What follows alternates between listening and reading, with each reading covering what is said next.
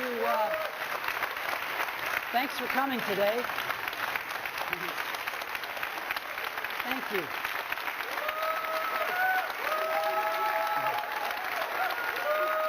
Thank you.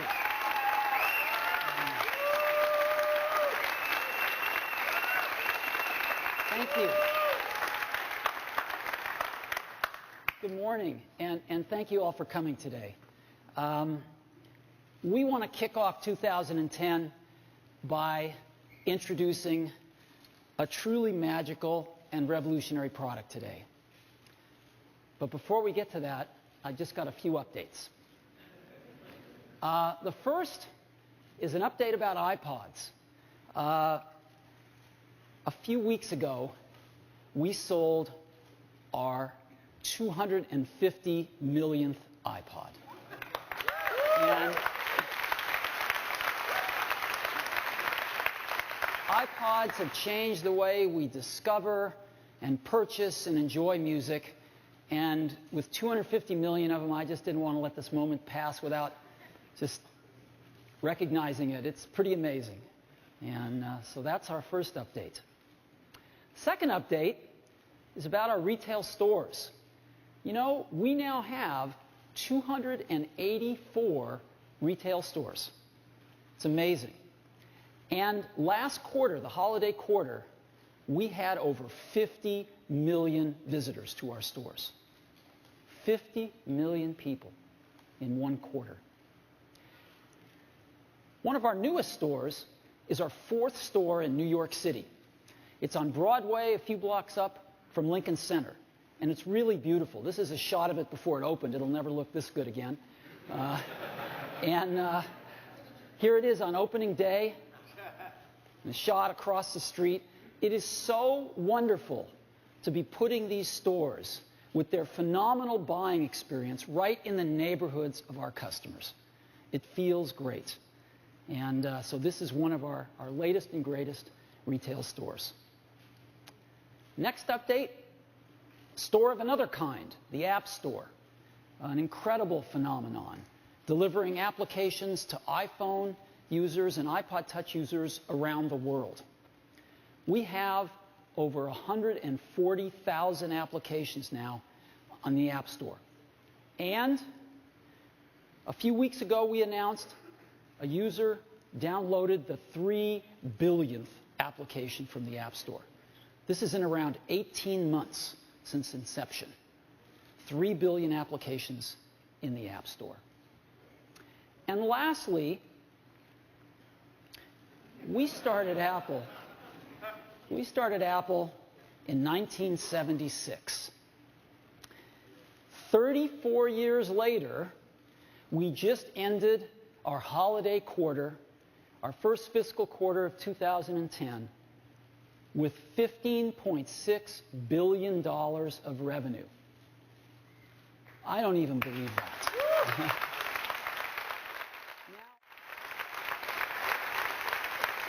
What that means is that Apple is an over $50 billion company. Now, I like to forget that because that's not how we think about Apple, but it is pretty amazing. Now, where does Apple get this revenue? It gets it from 3 product lines: iPods, iPhones, and of course Macs. Now what's really interesting about this is that iPods are mobile devices. iPhones are all mobile devices, and most of the Macs that we ship now are laptops. They're mobile devices too. Apple is a mobile devices company.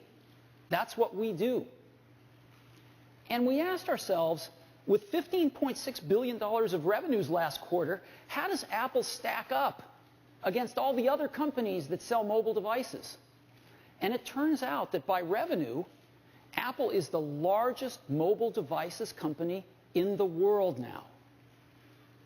It's amazing. Apple is larger than Sony's mobile devices business, selling great camcorders and digital cameras and stuff that they make. It's bigger than Samsung's mobile devices business with all their handsets that they sell. And by revenue, it's even bigger than Nokia's mobile devices business with all of the handsets that they sell. Apple is the #1 mobile devices company in the world. So those are the updates that we have today. So now let's get to the main event. I chuckled when I saw this.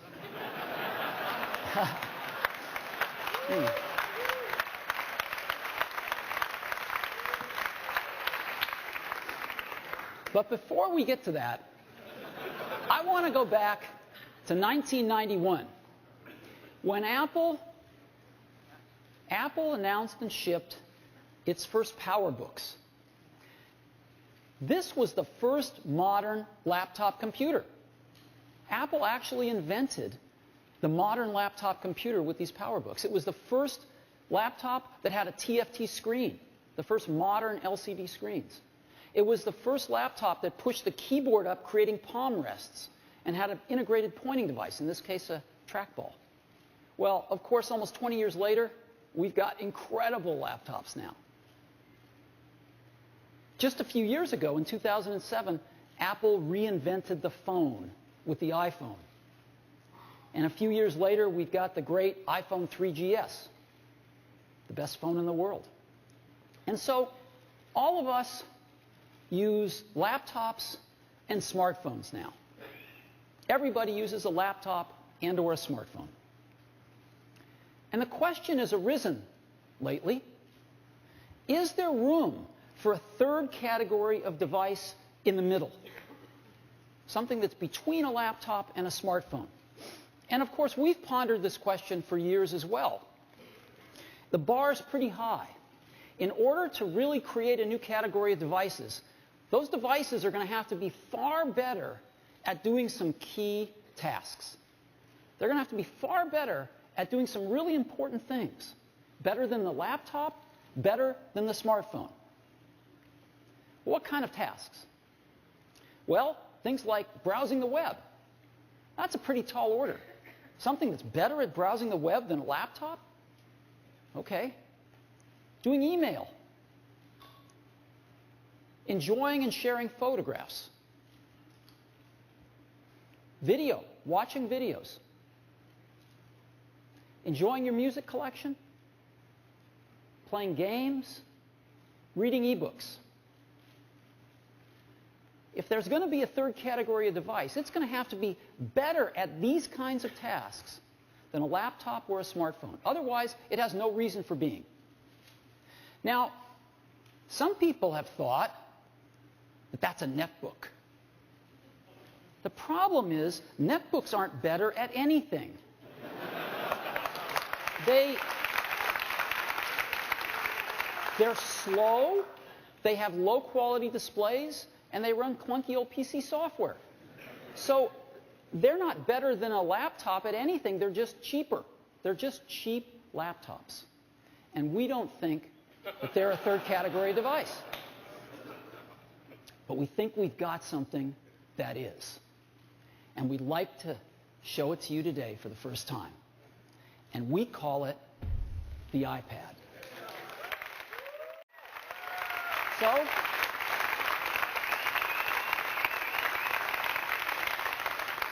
let me show it to you now. This is what it looks like.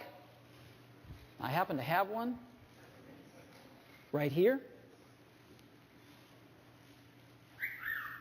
That's what it looks like. Very thin. It's just like this. So, just give you a little overview. It's very thin. And you can change the background screen, the home screen, to personalize it any way you want. People put their own photos on it, I'm sure, but we ship a few, and you can make it anything you want. And what this device does is extraordinary. You can browse the web with it. It is the best browsing experience you've ever had. It's phenomenal to see a whole web page right in front of you, and you can manipulate with your fingers. It's unbelievably great. Way better than a laptop. Way better than a smartphone. And you can turn iPad any way you want. Up, down, sideways, it automatically adjusts however you want to use it. And again, to see the whole web page is phenomenal. Right there, holding the internet in your hands. It's an incredible experience. Phenomenal for mail. Want to focus in on a message? You can do that. See your inbox. Again, just turn iPad sideways. Get a different view on your mail. Push the compose window. A keyboard pops up that's almost life-size. It's a dream to type on. For photos, your albums are shown as stacks of photos. Your albums are events. You can unfold them, look at all your photos, flick through them. Got some great slideshows built in. It's a wonderful way to share your photos with friends and family. Built in a calendar. You can see your month's activities or your day's activities and everything in between. Built in a great address book for your contacts. Have a great Maps application which works with Google's back end. Show you maps, satellite views, zoom in on things. iPad is an awesome way to enjoy your music collection. And of course, we have the iTunes Store. Built right into the iPad, so you can discover music, you can purchase it, movies, TV shows, podcasts, iTunes University, everything built right into the iPad. YouTube. You can watch YouTube on it, including YouTube in high def now. They've got a lot of high def video. And of course, it's awesome to watch TV shows and movies on. So that gives you a little overview of what the iPad can do. But it's nothing like seeing it. So I'd love to show it to you now. Let's take a look at it.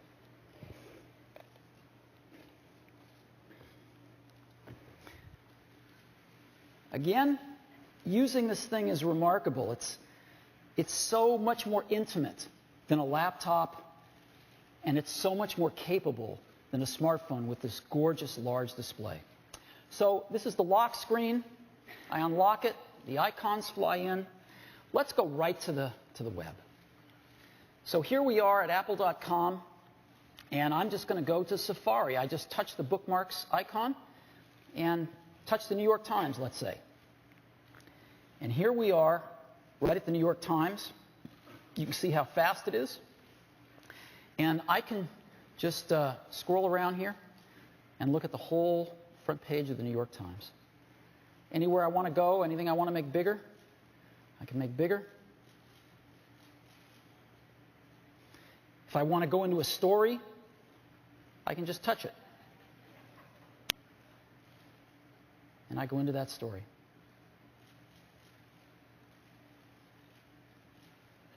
Back to the front page. And so I can browse around the New York Times so easily. It's really great. I go down here. You know? See what's happening today? And again, just so easy to go into a story like this. See the photographs, read the story. It's that simple. Let me go to another website here. Let's go to Time Magazine. See what's up in Time's website.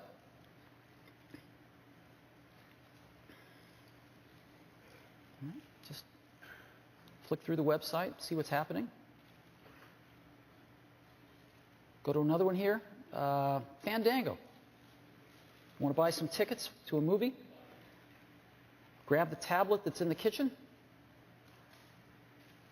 Go to Fandango on your iPad and buy your tickets. It's that simple. The whole website in the palm of your hands. Let me go to another one. It's kind of nice, National Geographic.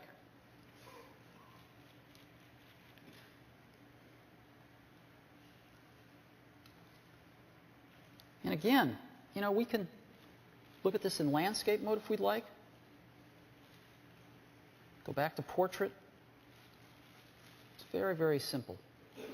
And it adapts to the way I want to use it.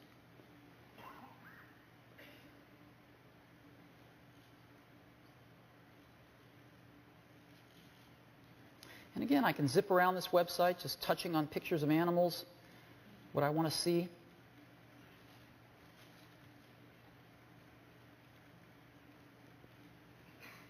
It's just gorgeous, right in the palm of your hand. So, that is browsing the web. Let's go to email. So here I've got a message. As you can see, I can have photographs in the message, and I can have my inbox right here. I can turn it sideways like this, and I can also browse messages just by having my inbox here on the left. Take a look and see what kind of messages I've got. Here's another one. This is the Paris Metro. Let me go focus on that message here, and I can just, make this as big as I want and check out the Metro in Paris.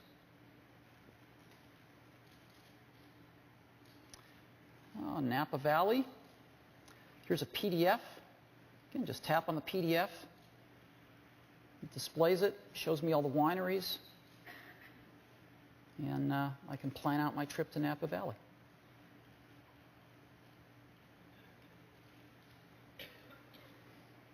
So that's how simple mail is. Now, if I want to reply to a message or go ahead and send a message, I just hit the Compose button here. And up pops this gorgeous keyboard. And let's say Scott Forstall and Phil Schiller. And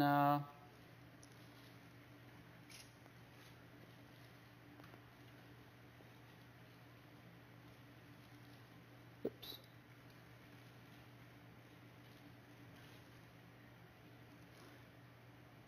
There we go. It's that simple to do email on the iPad. Okay. Next, let's go into Photos. This is what Photos looks like.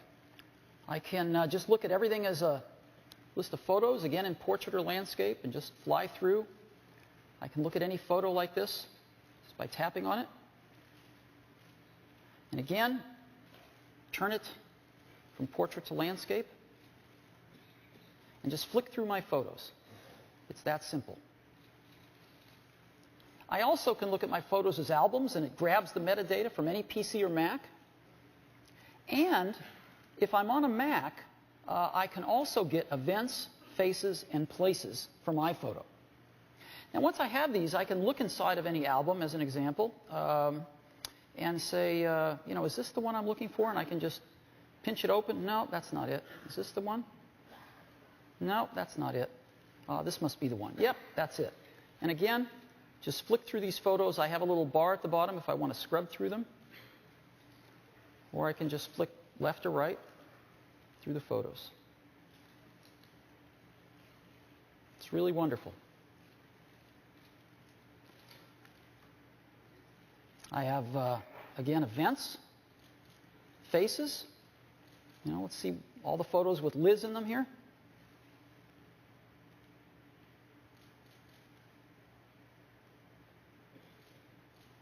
And places.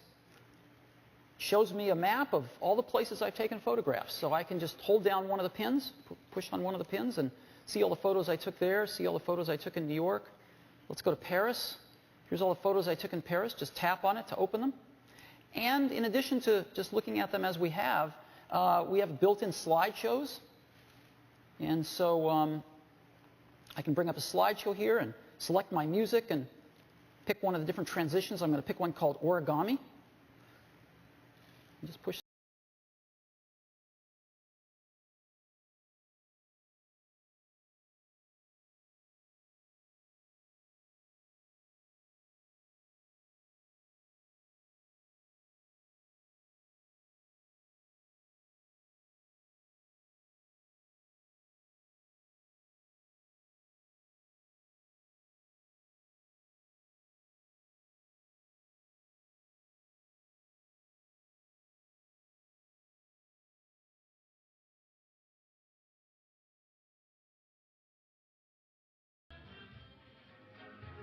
You get the idea. Isn't that cool? So that's Photos. Let's take a look at our music collection. Built-in iPod, and here's all my albums. and I can just scroll through my albums and find something I like. When I see something I like, I just tap on it and say, let's play a song. See the album artwork,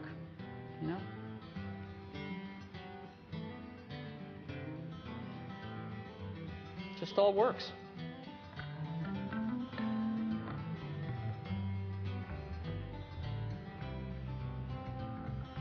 I lit up from Reno, I was trailed by 20 hounds. Didn't get to sleep that night till the morning came. Bob Dylan again.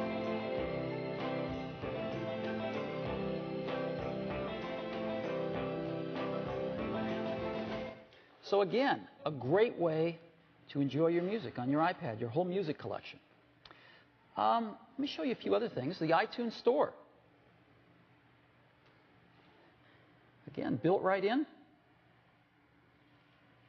I can sample music, discover songs, buy them. So here I'm.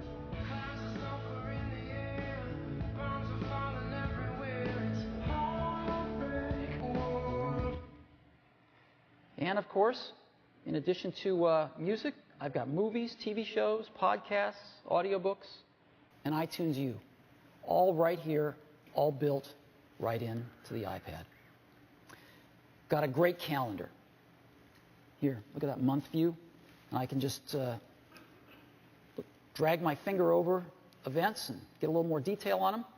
I can look at things as a week view, or a day view, or a list view. Very nice calendar. And great contacts application. Great address book. Just go through it like this if we want. Here's Scott. That's an example. So great contacts and calendars.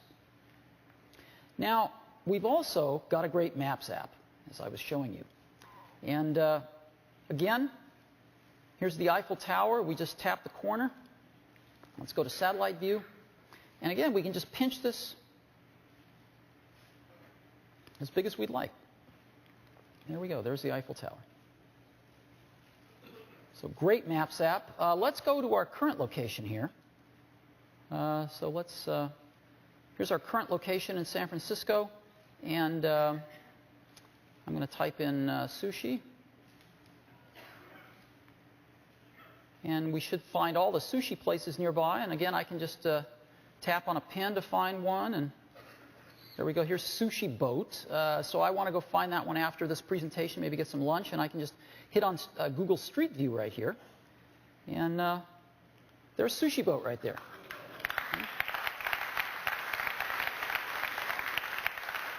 So I'll probably have a pretty easy time finding Sushi Boat as I go get some sushi. All right. So that's Maps. Now let me show you video. Video is wonderful. Let's go to YouTube. And I'm going to pick a clip called Wet and Woofy that I know is in high def on YouTube. And here it is. And again, I can even go full screen here.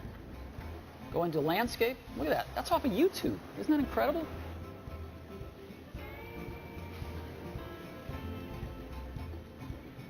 All right. So that's YouTube. And again, here's related clips and more from that person. And again, whether it's in portrait or landscape, it just all works. And of course, videos. Let's go into landscape for this. And we've got movies, TV shows, music videos.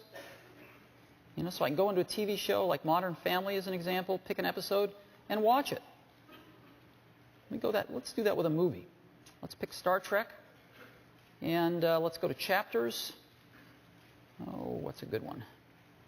Here we go.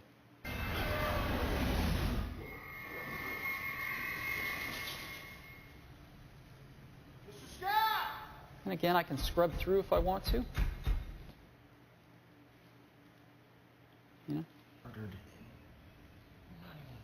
If you are presuming that these experiences in any way impede my ability to command this ship, you are mistaken. And yet you were the one who said fear was necessary for command. Isn't that nice? Did you see? Let's go back, pick another movie that I love, which is Up. Awesome movie. And one of my favorite sequences ever in any movie is this sequence in Up right here.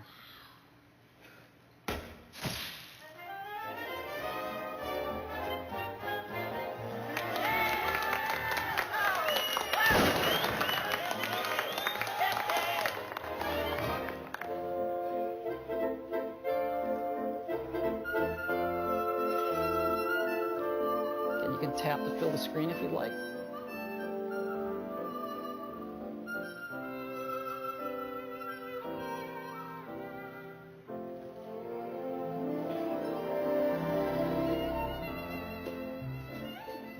Isn't that wonderful? So that is video on the iPad. And that gives you a little bit of an overview as to what the iPad can do. Isn't that awesome?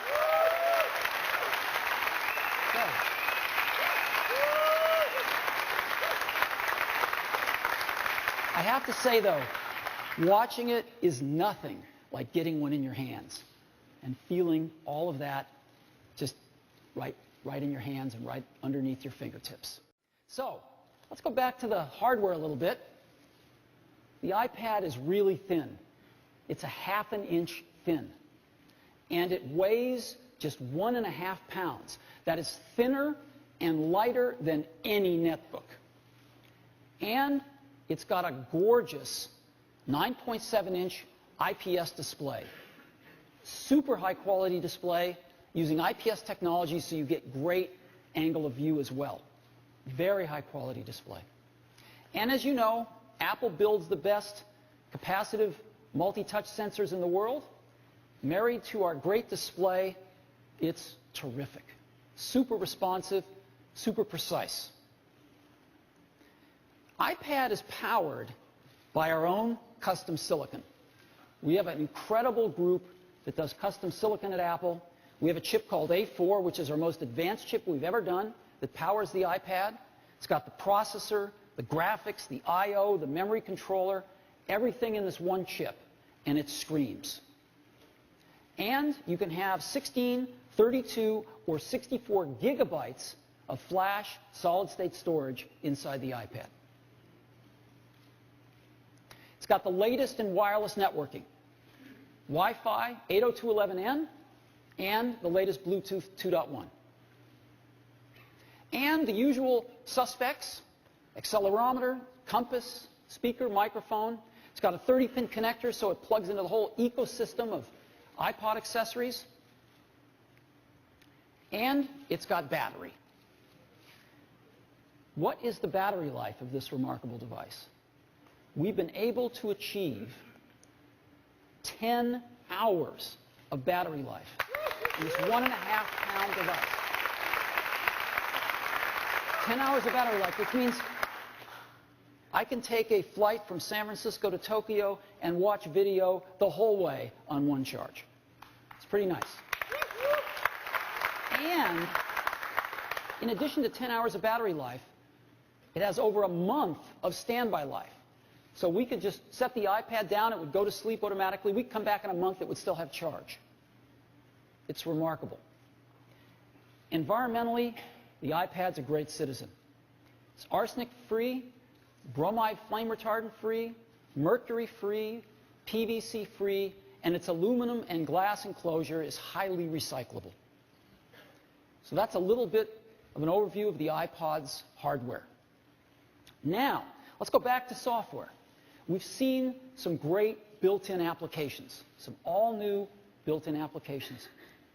But now let's talk about third-party applications. Let's talk about the App Store. And to help me do that, I'd like to invite up Scott Forrestal, our Senior Vice President of iPhone Software. Scott? Thank you. Good morning. The App Store has been a huge success. We launched it just about a year and a half ago, And already, our customers have downloaded over 3 billion apps, choosing from among the more than 140,000 apps available on the store. Well, we built the iPad to run virtually every one of these apps unmodified right out of the box. Now, we can do that in 2 ways. We can run these apps with pixel-for-pixel accuracy black-boxed in the center of the screen. We can also automatically pixel double and run those apps full screen. This is really cool. Let me go ahead and show you how it works. So here I have an iPad. We downloaded a number of apps from the App Store, all unmodified. And let me launch just a couple for you. We'll start with Facebook. Here it is. This is the Facebook that you know and love. It just works. I can tap on a photo. I can flick to a new photo. And now, if you look in the bottom right corner of the screen, there's a button that says 2x. When I tap on it, we automatically scale the application up to full screen. When I go back to my news feed, I can switch, say, to my profile, see my wall. It all just works. Now, Facebook uses a lot of text, photos, and some video. But what about an application that really drives the graphics hardware? What about a game? Let me go ahead and launch a game here. This comes from ESPN, and it's called X Games Snowcross. Now you can see at the beginning of this game, it plays a video. The video works great on the iPad.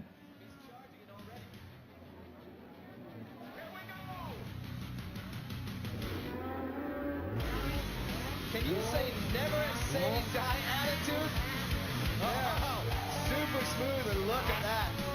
Nice, a big extension prize to get down on the inside. All right, let's skip the rest of the video here and get right to the game. So a race, an arcade. Go ahead and choose the default. I will race Breckenridge with Levi, and let's go. So here you can see this is an OpenGL ES game, so it really drives the graphics hardware. And again, this is an unmodified game right off the App Store.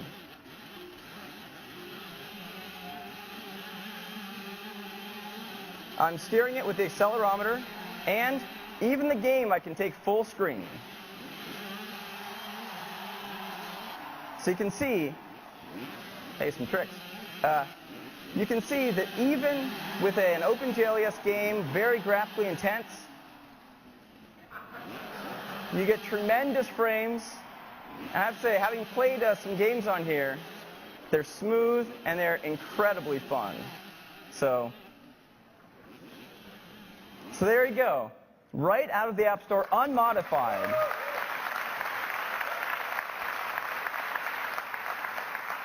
The great thing is, all of those iPhone apps that you know and love, that you've already been running, will run on your iPad. In fact, when you buy your new iPad, just take it home, hook it up to iTunes, download all those apps that you already have right onto your iPad, and you're good to go. Now, if the developer spends some time modifying their application, they can take full advantage of this large touchscreen display. And you can see that's what we did for all of our applications. We rewrote the user interface of every one of our apps to take full advantage of this large touchscreen display that comes with the iPad, like Photos, and Music, Calendar, and YouTube. They all look great. And we expect developers are going to want to do the same thing. So to that end, we've enhanced the iPhone SDK to now support development for the iPad as well. And we're releasing this SDK today. So developers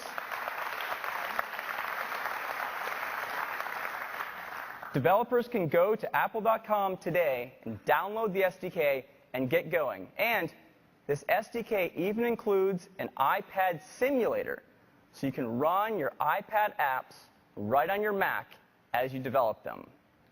You know, we think it's going to be a whole other gold rush for developers as they build apps for the iPad.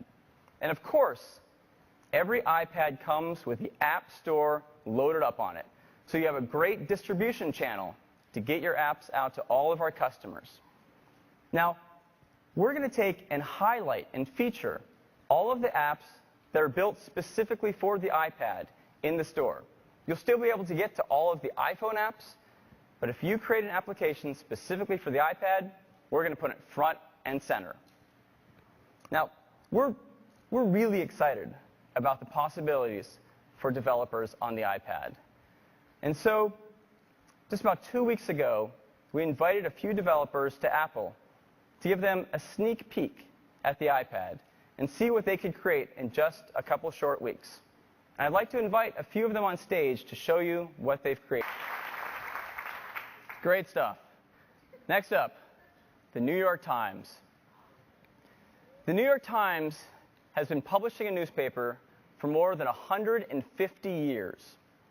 It's commonly referred to as the paper of record, with a huge readership both nationally and internationally.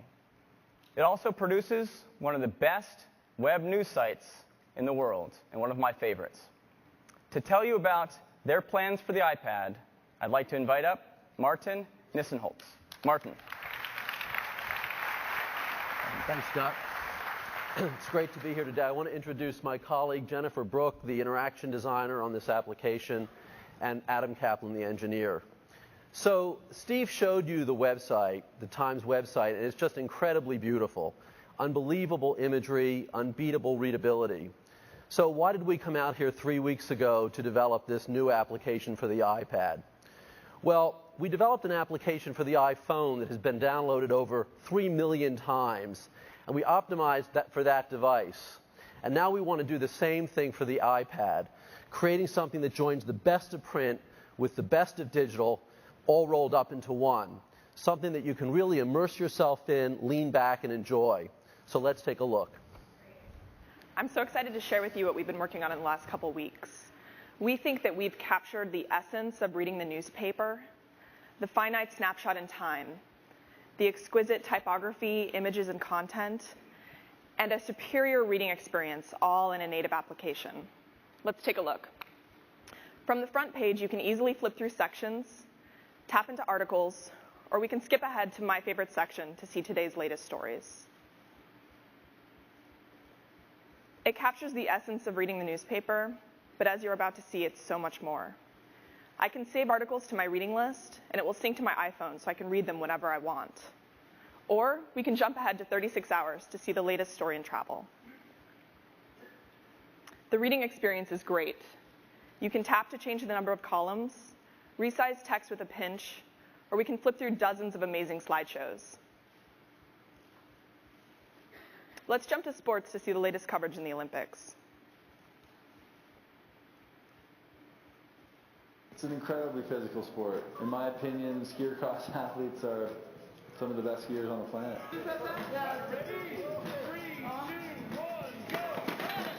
Yeah, it's great to see skier cross making it into the Olympics in 2010. When you're done reading, simply turn on updates to get breaking news and latest stories in all sections. It's everything you love about the paper, everything you love about the web, and everything you expect from the Times. Thanks, Jennifer. So this is just the beginning.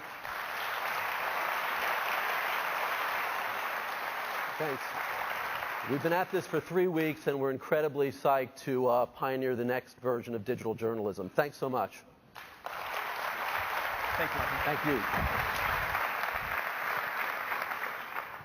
I already find myself reading the New York Times with my iPad in the morning through Safari.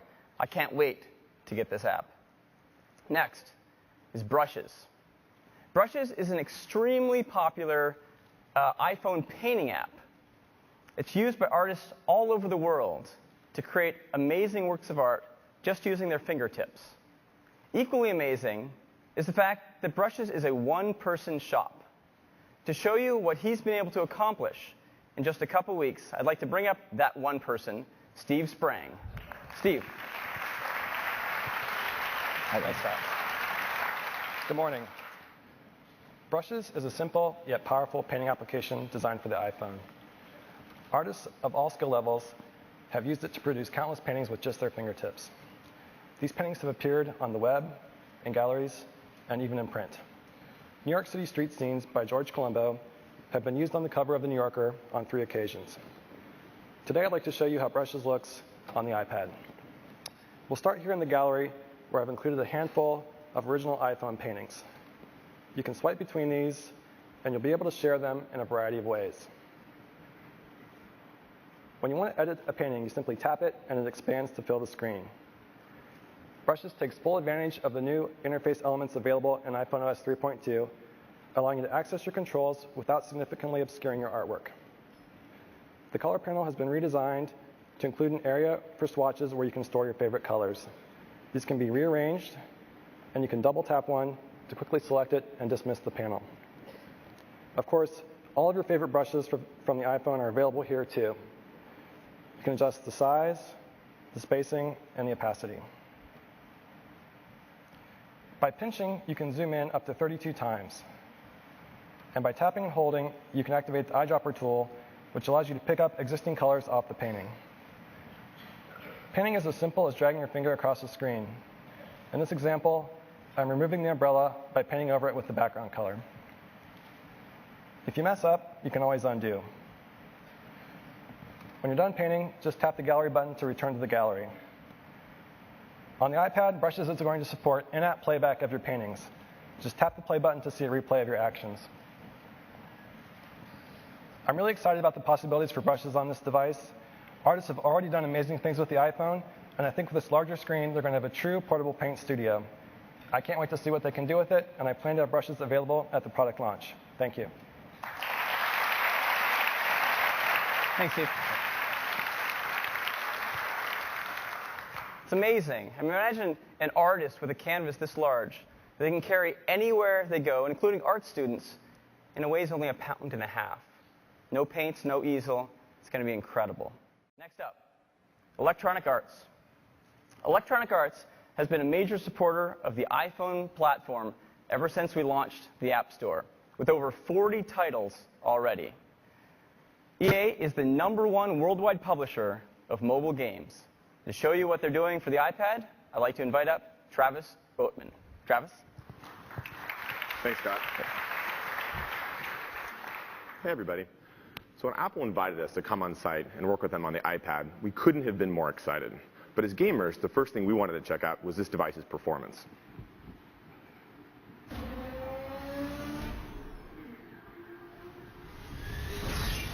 And what better game than Need for Speed? Now, as you can see here, we have a gorgeous 3D version of the BMW M3 GT displayed on this huge display. What you're going to see next took us a very short period of time to get up and running on the device. And the reason why that's important is that means we're going to be able to bring all of our other great EA games from the App Store to this device in no time.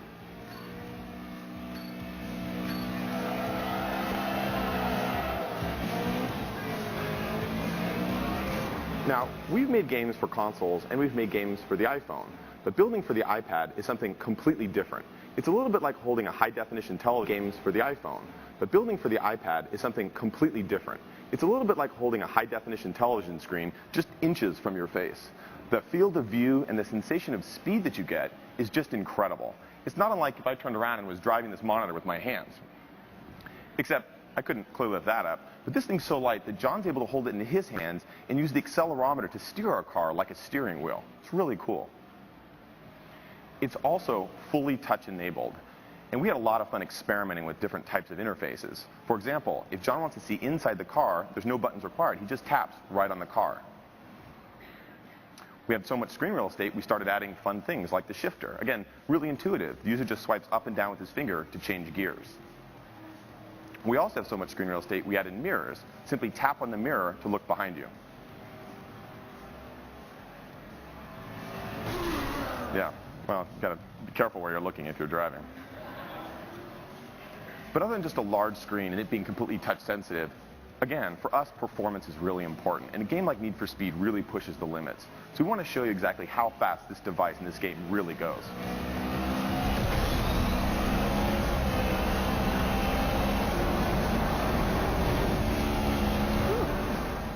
Yeehaw. Nice driving, John.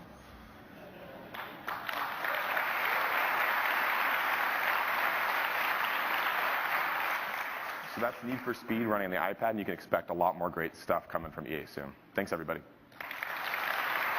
Thanks, Travis. Nice. And last up is MLB.com.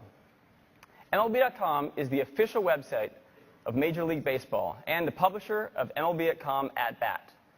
Now, that app has been downloaded nearly 2 million times and has streamed over 60 million videos, making it one of the most popular sports apps in the App Store. To show you what they're doing with the iPad, I'd like to invite up Chad Evans. Chad. Thanks, Scott. Morning, everybody. Joining me is Tracy Pessin, our Director of Mobile Engineering. We were extremely excited to build something for the iPad, and we realized we couldn't just take our existing iPhone application and make it bigger. We really needed to create a whole new experience to take advantage of the big, gorgeous, interactive display. So let's take a look at the demo. So you're currently looking at our live game experience with data from last April. Across the top, you have our league scoreboard, which allows you to navigate to any of the day's games. On the field, you have our game day pitch tracker, which shows you the trajectory of every pitch thrown. And you can tap on a pitch to bring up additional details. You can also tap any player to flip open his baseball card. So you can see all the stats relevant to the current game situation. And now, with all this great screen space, we can actually show you video highlights while all this is going on. So you can replay the game's best. High drive, right center field, hit a ton, up in Triple's alley. So I love that. Across the bottom, we've got your game controls, so you can see the box score, the field, the summary, the batter-pitcher matchup, and scroll through the lineup. And it looks like we've got a man on first now, so we can take a look at all the action with MLB.tv, where you can watch live with your choice of home or away announcers. So the first thing you'll notice is that baseball looks absolutely amazing on this screen. And now we can enhance it with great live data from MLB.com, like the scoreboard, the field, the box score, and player cards, all while you watch. All right, thanks, Amy. So let's take a look. Mike is rolling, hits a high drive, left field, out of here. So we really think this device, with its big interactive display, allows us to create a really rich, immersive, interactive experience for fans to enjoy the national pastime. Thank you. Thanks. Well, I, for one, know that instead of carrying a transistor radio into the backyard to listen to baseball, I'll be taking my iPad and this app. Now, we really are incredibly excited about the opportunities for developers to build amazing apps for the iPad. And we're providing an SDK today to let developers get going on that. Now, while we wait for those apps to come out, we can all run all of our existing iPhone apps unmodified right on our iPad. And that is the app story for the iPad. Steve. That's great. Thank you, Scott. Isn't it awesome?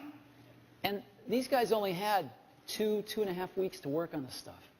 So imagine what they're going to do in the next few months. People are going to go crazy.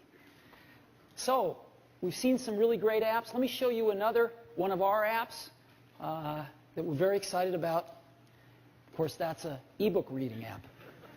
Now, Amazon's done a great job of pioneering this functionality with their Kindle.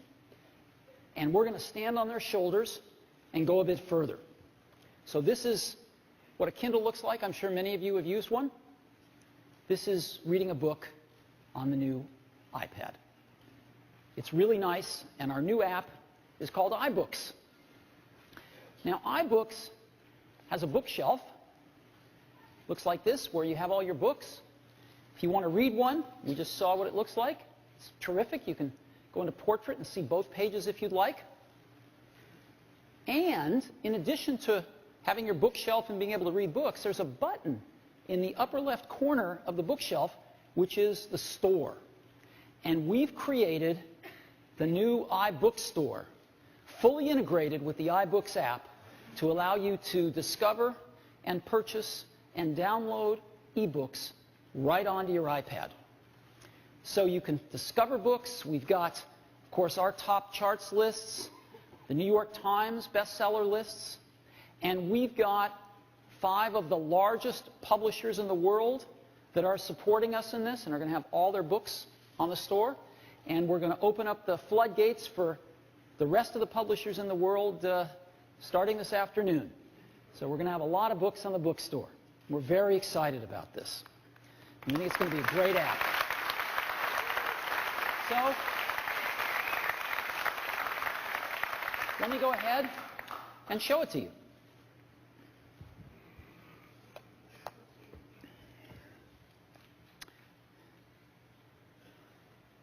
So there's our bookshelf, and here's some of our books. And probably the best thing is let's go into the store right now. I hit the store button, and it's kind of like a secret passageway. It flips around, and here is the iBook store. And if you've used iTunes or the App Store, you're already familiar with this. And we can look at books here. We can look at the New York Times bestseller lists, etc. Let's go back here. And I want to actually buy True Compass by Edward Kennedy. So I just tap on it. I get more detail about it here. Take a look at the reviews of it. And I'm going to buy it. I get a sample of it to read if I'd like, but I'm sold already, so I'm just going to go tap on it and buy this book. And the book downloads right onto my bookshelf like that. And that's all there is. It's just so simple. And now if I want to read that book, I just tap on it. And here it is. And this is what it's like to read a book. I have some controls. I can just tap in the center and the controls go away, get them back, send them away. And to flip the page, I just flip forward. I tap anywhere on the right. And I flip forward. Flip back, just tap on the left. That's it. I can even flip myself if I want by dragging it, if I'd like, you know.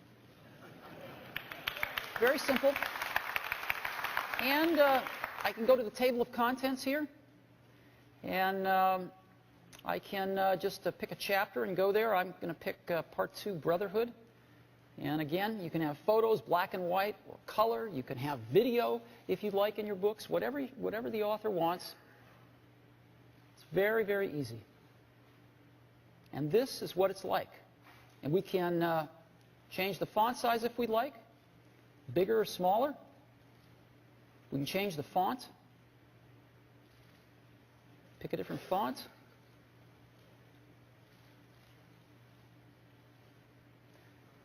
Whatever you want. And that is iBooks.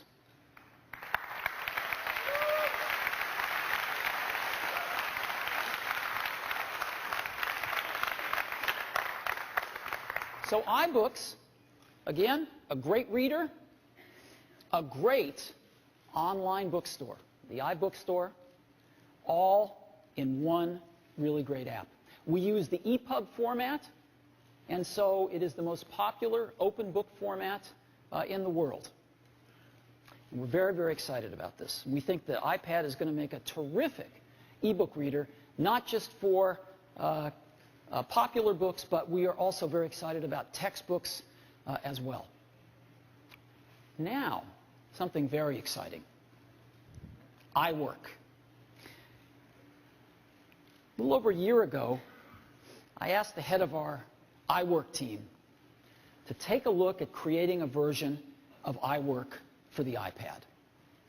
And the initial reaction was, the iWork apps, Keynote, Pages and Numbers, are really heavy-duty apps.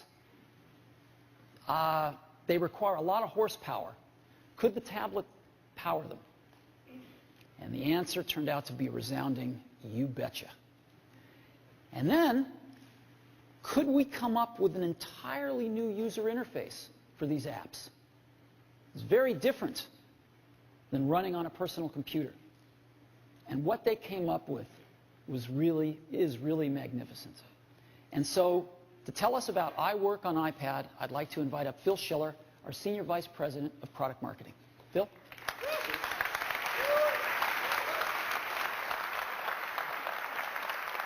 Thank you. Good morning, everyone. This is really exciting. iWork is a suite of applications that millions and millions of our customers on the Mac truly love. These applications are innovative, they're beautiful, they're creative, they're fun, and our customers at home, and in schools, and in business are able to create professional quality presentations, word processing documents, and spreadsheets, all with this amazing software. And as Steve told you, the iWork team has been hard at work for a year now, seeing if they can take this amazing software and bring it to a multi-touch tablet, the iPad. And I can tell you they've done some amazingly remarkable work. We have a completely new version of Keynote designed specifically for the iPad, where you can create professional presentations just with your fingers. There's a complete new version of Pages. It is the most beautiful word processor you will ever see. And there's a complete new version of Numbers, a spreadsheet that is fun and cool to use. When's the last time someone's told you that? And really, the only way to appreciate how amazing the software is for me to show you. So I'm really honored to be the first to show you the new iWork applications on the tablet. So here we go. I get to sit in the chair. Let's launch Keynote. Keynote runs in landscape orientation because that's the way our slides are. Our slides are designed horizontally. And when we launch into Keynote, the first thing we do is we see our slide library. This is a library of presentations that we have created in Keynote. I can create a new presentation by just tapping a button to do so, and I have access to these gorgeous templates, just what you would expect in Keynote. I'm going to go into this first presentation, 7 Wonders of the World. We open it up, and the first thing you see is a great layout. I have a big, beautiful slide to work on so I can create my content. I've got some menu items on the top, and I have my slide navigator, something familiar to all Keynote users, on the left-hand side. To move around the slide navigator, I just scroll with my finger. It's that easy. I want to go to a slide, I just tap on it, slide 2. Now this slide shows you it has beautiful text, great templates. Slide 3, you can see there's a table. You can create tables right in Keynote. The next slide, 4, shows a chart. You can create beautiful charts and graphs in Keynote. Now here I am on slide 5. It's an introduction slide. I think I want that further up in the presentation. How do I move a slide around in the navigator without a keyboard or mouse? It's really simple. I'm going to hold my finger down on it. It pops up out of the canvas, and I drag it wherever I want and let go, and now I've rearranged my slide.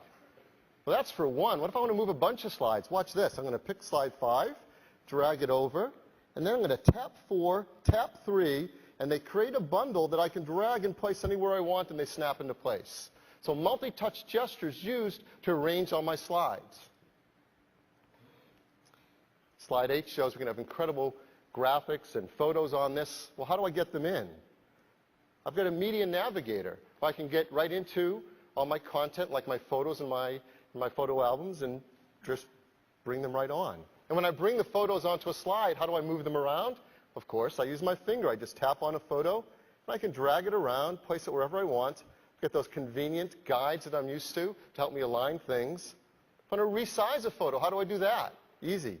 I grab one of these blue handles, and I start resizing. Now, let's say I'm resizing this photo, and I want it to be exactly the same size as the one below it. While I'm resizing, I just tap the other one, and it sees I want to match them, and I let go, and they're now matched to the same size.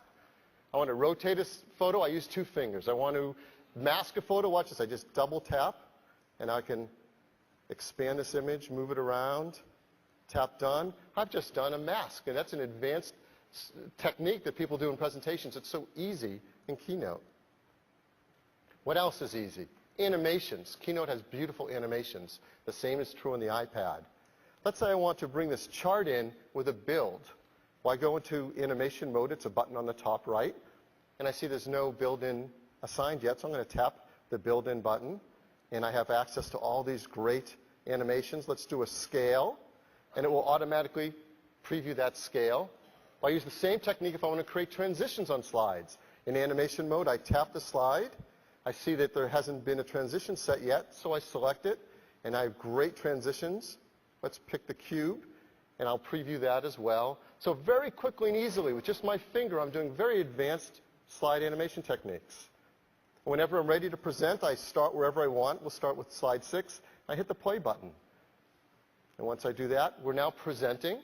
And I can advance slides by either tapping or swipe right to go forward or left to go back. So I tap to go to the next slide, tap to bring up that chart we just animated, tap to do that cube transition we just did. Now watch this one. When I tap, that's called Magic Move. Automatic animation transitions created in Keynote. A very advanced feature. That's on the iPad as well. Look at the quality of some of these graphics and transitions. They're just beautiful. Anytime I want to get out of it, I just double tap, and I'm back into Keynote and out to all my presentations. So that's a very quick, brief view of Keynote and all the power it has on the iPad. Now let's go to Pages. Yeah. Like Keynote, with Pages, I see a library of documents that I've created in here. I also can get access to a lot of templates to start anything new. Let's go into this first one, Life in the Serengeti. Again, this is a document that was created right on the iPad. It's beautiful. I can scroll through the texts and headlines and copy. If I tap anywhere in the text, up pops my keyboard, and down comes the ruler. It's the most beautiful ruler you've ever seen in an application. It gives you access to your most needed formatting commands. If I want to just focus on typing, I can turn it horizontal. I get a bigger keyboard, and it's all focused on the text. Now, scrolling up and down is something I can do easily with my finger, as you see. But if I want to even get through the document even quicker, I've got a new tool called the Page Navigator. I hold my finger on the right, and now I see a smaller version of each page. I can go to whatever page I want. Let's go to page 6. Now, here you see something really advanced happening. We're seeing automatic text wrap around a graphic. I can hold down on this giraffe's head and start moving it around, and you see the intelligent auto wrap happening.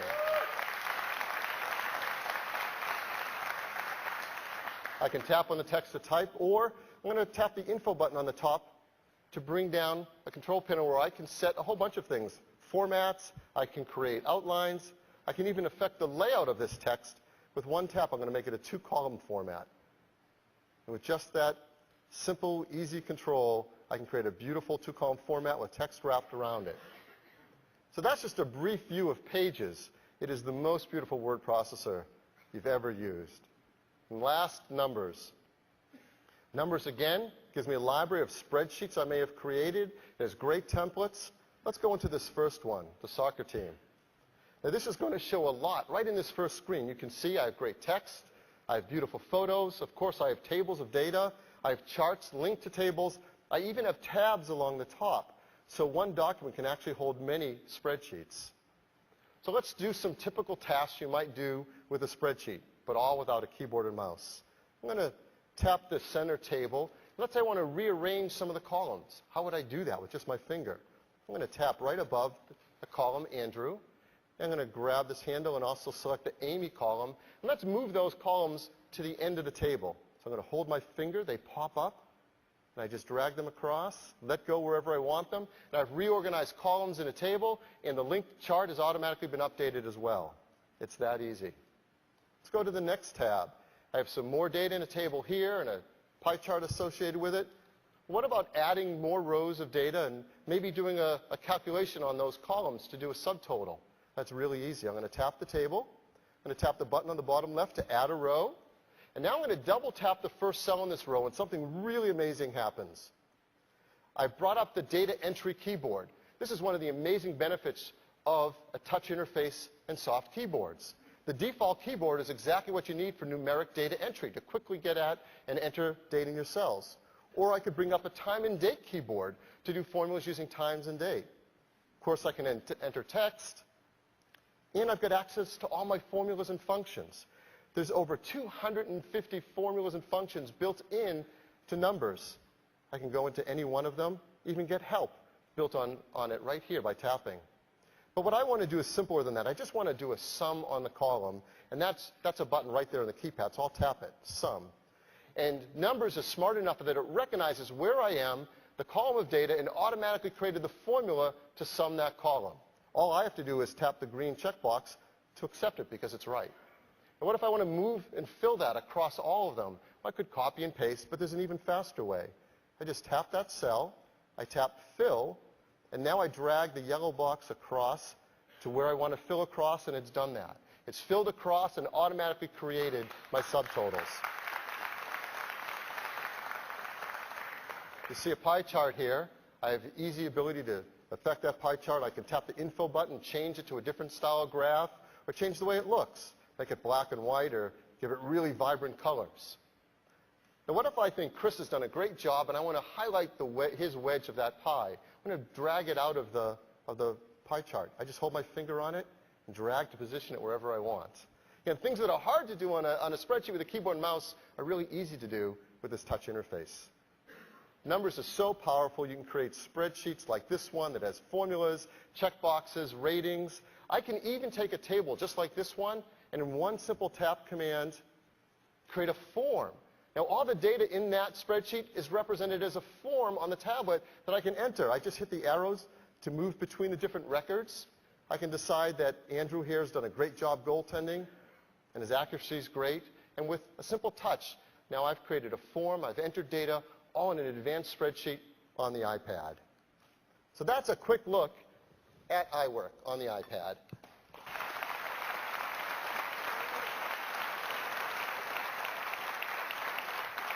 These applications are incredible. They really show the tremendous potential and power of the iPad to do tasks that were before advanced and difficult, and now they can be fun and easy and really professional. Applications like this are amazing. So what are we going to charge for them? I'm really excited that we're going to charge just $9.99 each for these applications. That's just breakthrough. These are 3 completely new applications. They have amazing new user interfaces. They're compatible with iWork on the Mac, so you can import and export between the iPad and your Mac. You can easily connect to a projector, so when you're running a keynote presentation with a simple cable, you can present it to a larger audience. Again, priced at just $9.99, and they're going to be available right on the App Store, right on the iPad. So everyone who gets an iPad can quickly and easily purchase and download these 3 applications.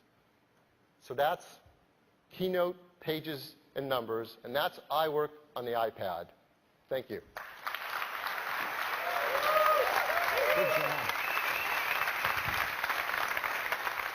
Thank you, Phil. Isn't it great? I'm very happy. So, a few other things. I'd like to talk for a minute about iTunes. The iPad syncs over USB with iTunes running on your Mac or your PC, exactly like an iPhone or an iPod Touch. And so when you sync everything. You can sync your photos, your music, your movies, your TV shows, your contacts, your calendars, your bookmarks, and of course all those applications that you might have already bought for your iPhone or your iPod Touch. Backups are synced back. If you ever lose your iPad and you get another one, you can restore it right from the backup, right where you left off. So USB syncing to iTunes running on your Mac or your PC. And we think this is a real benefit. Now I'd like to talk about wireless networking. Every iPad has Wi-Fi in it, the latest and greatest Wi-Fi. But we're also going to have models of iPad with 3G, cellular wireless data built in, as well as Wi-Fi. Now, what does it cost for the data plans? Well, in the US, telecom companies typically charge about $60 a month for a data plan for a laptop. We've got a real breakthrough here. We've got 2 awesome plans for iPad owners. The first one gives you up to 250 megabytes of data per month. That's a fair bit of data. Most people will get by on that. Up to 250 megabytes of data per month, just $14.99. $14.99.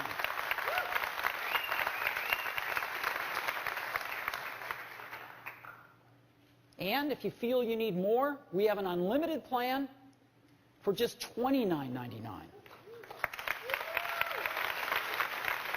So these are real breakthrough prices. We've got a breakthrough deal with AT&T that's providing this service. $14.99 for up to 250 megabytes, $29.99 for unlimited data. And AT&T is throwing in free use of their Wi-Fi hotspots all throughout the US. They have more Wi-Fi hotspots than anyone, and this is really great as well. Now, how do you turn this on and manage it? You don't have to go to a store. You don't have to call anybody. You can activate this right on the iPad itself. And there's no contract. It's prepay. So there's no contract, and you can cancel it anytime you want. So for $14.99 a month, you can buy your new iPad, activate it right on the iPad, $14.99 a month for 250 megabytes of data, and you can cancel it whenever you want. We think it's a phenomenal offering. Now, so we've got a breakthrough deal in the US. What about international? Well, we hope to have our international deals in place in the June-July timeframe. We think we can probably do a lot of them by June. And so we're going to start on that tomorrow. However, all of the iPad 3G models are unlocked. And they use the new GSM micro SIMs. So internationally, some of the carriers offer micro SIMs. It's a very high likelihood they'll just work. And we'll be back this summer with some even better deals for our customers internationally.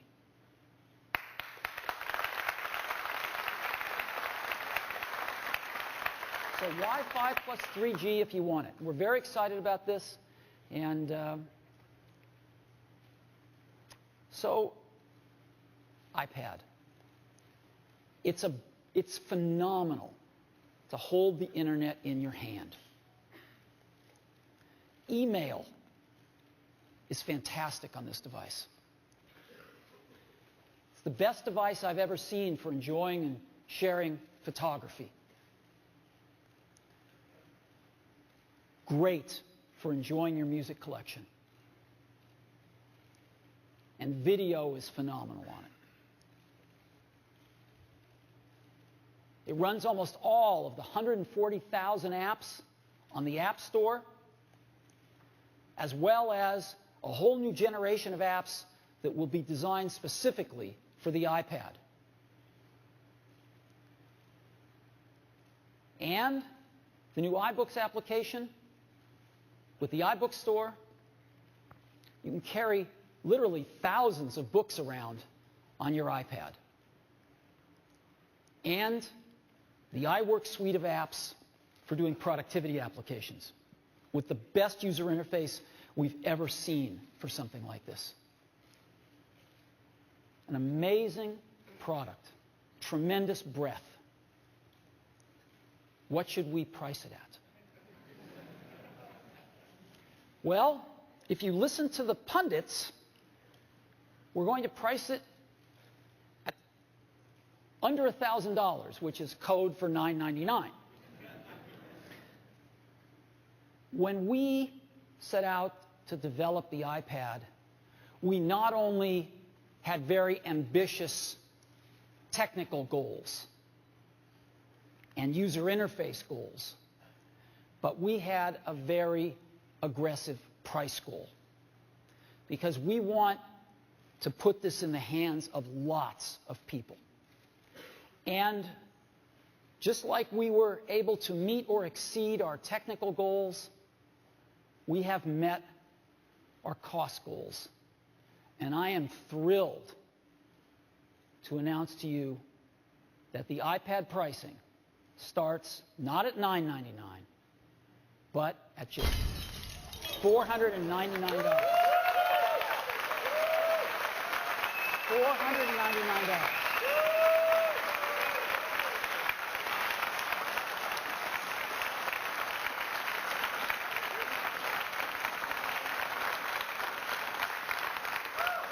At $499, a lot of people can afford an iPad. So, $499 for a 16 gigabyte iPad.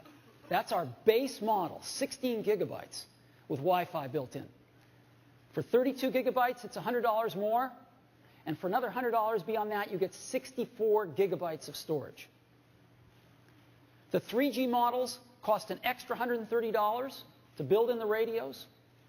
And so $629, $729, and $829. And these will be the 6 models of iPads we have, starting at $499, with the most expensive model, with 64 gigabytes and 3G, just $829. We think it's an unbelievable price offering. So $499. Well, when can you get your hands on one of these? We will be shipping iPads in 60 days, worldwide availability of the Wi-Fi models. It'll take us probably another 30 days beyond that to get the 3G models through the approval process with the carriers. And so within about 90 days, we'll be shipping the 3G models. So soon, you will be able to get an iPad in your hands, starting at just $499.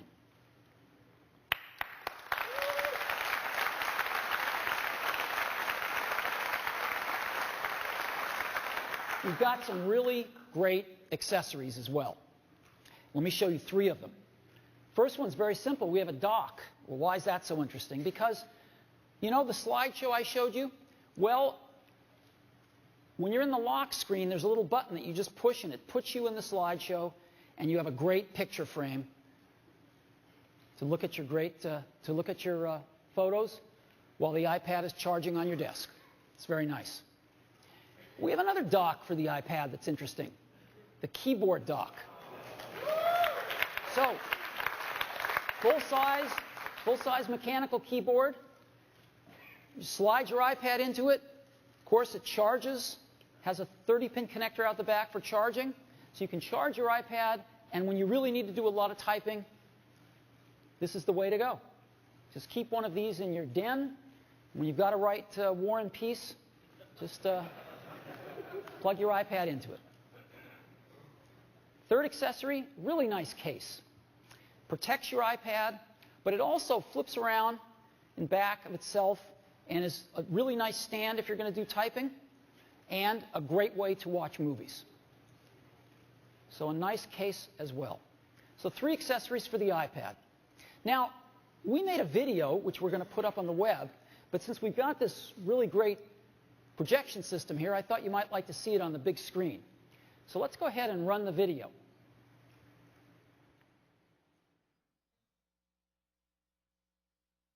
You know, it's true. When something exceeds your ability to understand how it works, it sort of becomes magical. And that's exactly what the iPad is. It's hard to see how something so simple, so thin and so light could possibly be so capable. The iPhone was a revolution, and we learned so much from it and developed so many amazing technologies, all the applications, the multi-touch user interface. It was truly an incredible breakthrough product. We wanted to take all of that and apply that to a whole new class of product. The iPad is the best web surfing experience, the best email experience, the best photo and movie watching experience. It's going to change the way we do the things we do every day. The face of the product is pretty much defined by a single piece of multi-touch glass, and that's it. There's no pointing device. There isn't even a single orientation. You know, there's no up, there's no down, there's no right or wrong way of holding it.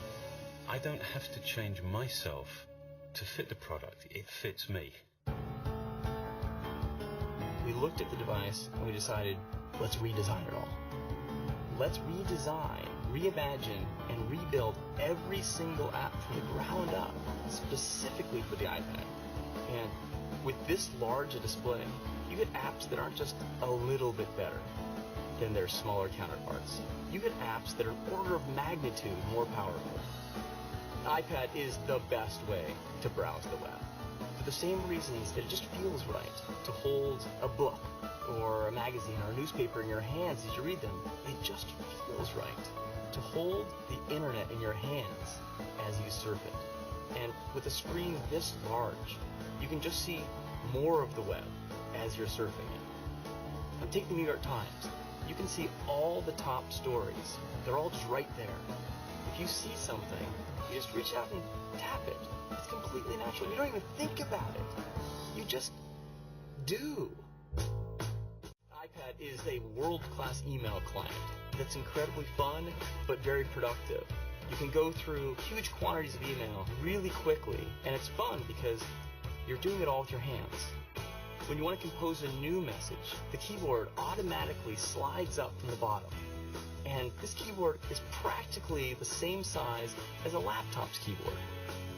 If you want to focus on a single message, just rotate to portrait, and everything else gets out of the way so you can concentrate on the content you care about. iPad is absolutely the best way to view and share your photos.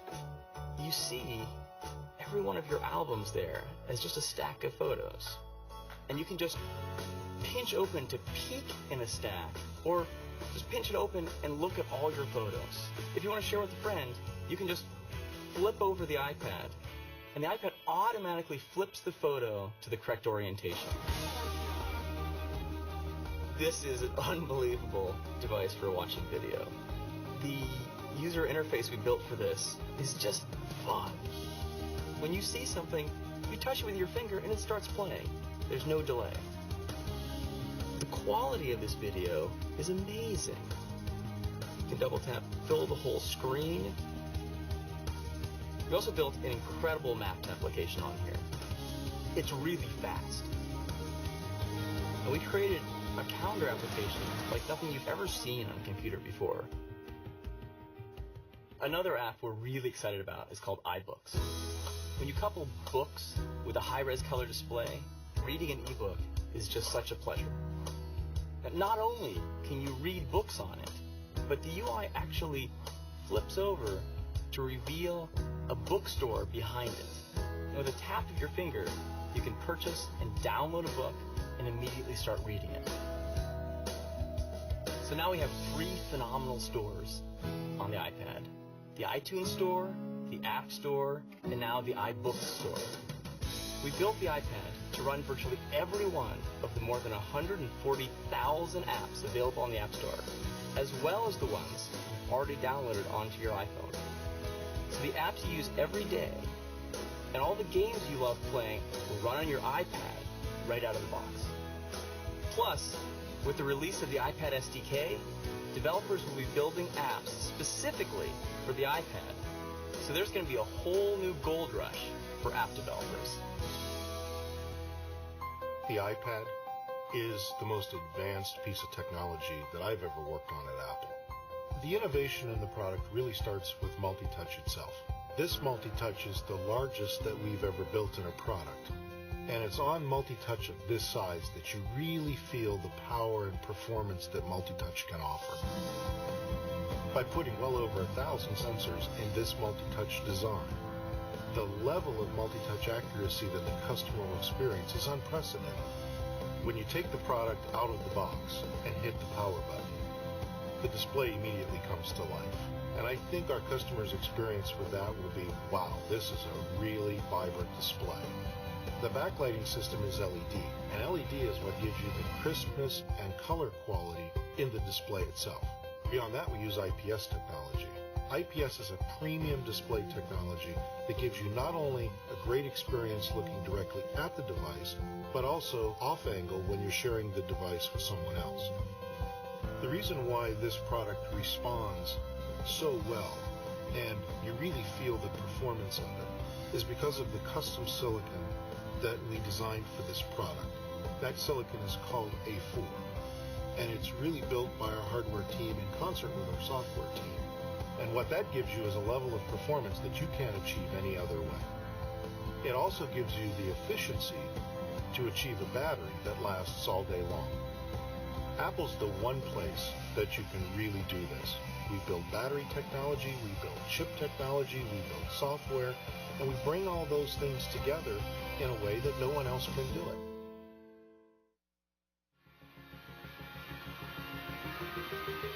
One of the most important features we designed in the iPad was an affordable price. Usually when you get the brand new, latest technology, it starts at a high price, and over time, it gets more affordable, works its way down. We wanted to do it differently.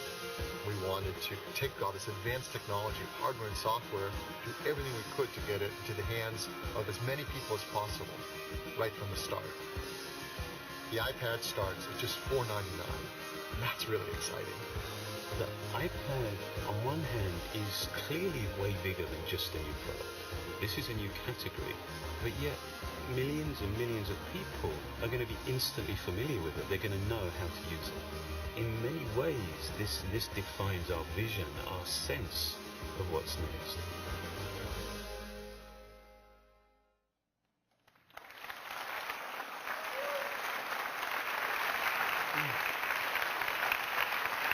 So, let's go back to the beginning. Do we have what it takes to establish a third category of products? An awesome product in between a laptop and a smartphone? Well, the bar is pretty high.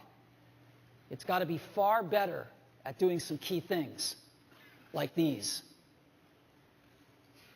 And we think we got the goods. We think we've done it. And we are so excited about this product. Another thing we're so excited about is that because we've shipped over 75 million iPhones and iPod Touches, there's over 75 million people that already know how to use the iPad. So we can't wait for them to get their hands on it.